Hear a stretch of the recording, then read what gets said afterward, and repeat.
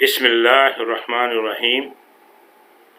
آسان عربی گرامر برائے قرآن فہمی کے سلسلے کا یہ لیکچر نمبر 86 ہے۔ اس میں ہم اسم ظرف کے بارے میں پڑھیں گے۔ ظرف کے لغوی معنی ہیں برتن یا بوری، یعنی جس میں کوئی چیز رکھی جائے۔ اچھا، ظرف کے اصطلاحی معنی ہیں، یعنی جس میں استعمال ہوتا ہے، جن معنوں میں اسم مشتق جو کسی کام کے ہونے یا کرنے کا وقت یا جگہ کا تعین کرے۔ اس لحاظ سے دو میں تقسیم ہو جاتا ہے۔ یہ ظرف الزمان کسی کام کے کرنے کے وقت کا تعین کرتا ہے، اور ظرف و مکان کسی کام کے کرنے کی جگہ کا تعین کرتا ہے، یعنی وقت سے زمان اور جگہ سے مکان۔ چنانچہ اسم ظرف کا مطلب ہے اسم مشتق جو کسی کام کے ہونے یا کرنے کا وقت یا اس کی جگہ کا مفہوم رکھتا ہو۔ اس اعتبار سے بنیادی طور پر اس کے دو اوزان ہوئے۔ ایک وزن ہے اس کا مفعل اور دوسرا ہے مفعل۔ اچھا، یہ جو مفعل وزن ہے، یہ دو ابواب ہیں، مضموم العین اور مفتوح العین کے لیے استعمال ہوتا ہے، اور مفعل یہ مکسور العین کے لیے۔ مضموم العین یعنی مضارع کے عین کلمے پر ضمہ ہو، جیسے باب نصرہ اور کرومہ۔ مفتوح العین مضارع کے عین کلمے پر فتح ہو، جیسے باب فتح اور سمع۔ اسی طرح سے اس کی مثال ہے یہ مفعول، یہ وزن ہے، تو مخرج مطلب ہو جائے گا نکلنے کی جگہ۔ اس طرح سے مکسور العین یعنی مضارع کے عین کلمے پر کسرہ ہو، اس میں باب ضربہ آتے، باب ضربہ اور باب حسبہ۔ تو مفعول کے وزن پہ مرجعون یعنی لوٹنے کی جگہ۔ آگے بڑھتے ہیں۔ اچھا، کچھ چند باتیں ہیں اس کے بارے میں۔ اس میں ظرف کے مضارع مضموم العین سے استعمال ہونے والے خلاف قاعدہ تقریباً 10 الفاظ میں سے چند یہ ہیں۔ یہ مفعلون کے وزن پر، یہ دیکھیں، مغربن، ایکچولی اس کو ہونا چاہیے تھا مغربن۔ اسی طرح سے مشرقن، مفعلون کے وزن کے حساب سے اس کو مشرقن ہونا چاہیے تھا، اور اسی طرح سے اس کو مسجدن ہونا چاہیے تھا، لیکن یہ استعمال اس طرح ہوتے ہیں خلاف قاعدہ، مغربن، مشرقن، مسجدن۔ اچھا، اگر کوئی جگہ کوئی کام کسی جگہ بکثرت ہوتا ہو تو اس میں ظرف مفعلتن کے وزن پر آتا ہے، یعنی کوئی ایسی جگہ کے لیے جہاں پہ ایک کام بار بار ریپیٹ ہوتا ہو، جیسے مدرستن، مطبعتن۔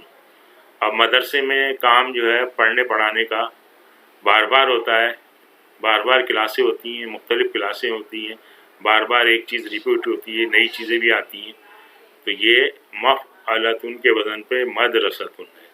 اس طرح مطبعتن یعنی چھاپے خانہ، پرنٹنگ پریس، تو وہاں بھی پرنٹنگ کا کام جو ہے بار بار پرنٹنگ کا کام ہوتا ہے، ریپیٹ ہوتا ہے، ایک ایک چیز ہزاروں مرتبہ چھپتی ہے اور مختلف چیزیں بھی چھپتی ہیں۔ تو اس طرح سے جو چھپائی کا کام بار بار ہو رہا ہے تو یہ اس وزن پہ آئے گا مفعلتن کے، جیسے مطبعتن، پرنٹنگ پریس۔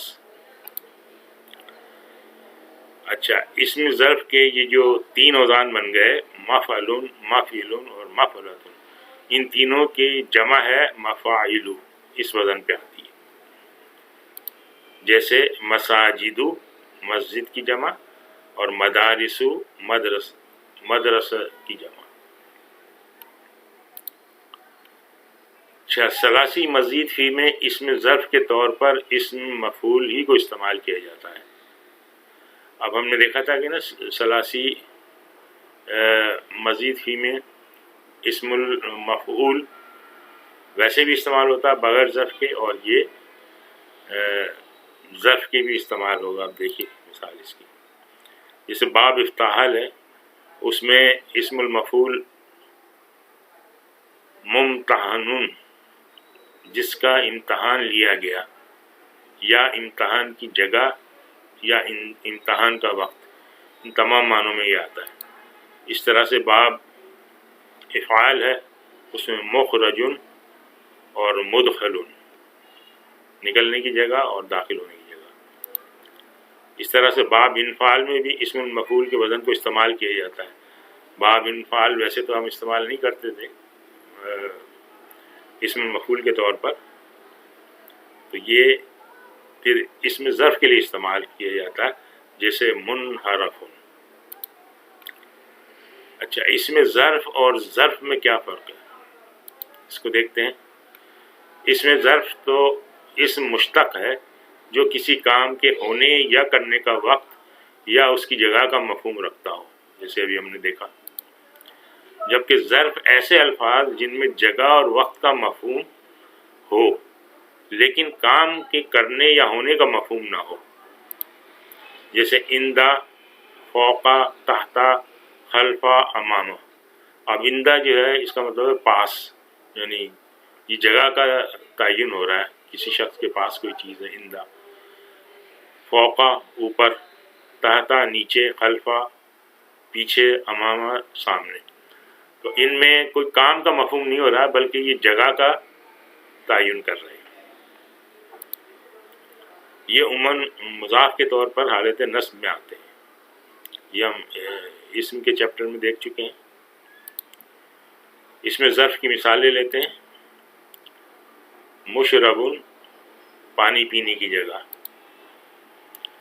متنفسن سانس لینے کی جگہ، مجتمعن جمع ہونے کی جگہ، منتظرن انتظار کا یا انتظار کا وقت، متناولن پہنچنے کی جگہ، ملتزمن چمٹنے کی جگہ. یہ سارے جو الفاظ ہیں یہ ثلاثی مزید فی سے ہیں. اس میں ظرف کی قرآنی مثالیں دیکھیے. الی اللہ مرجعکم،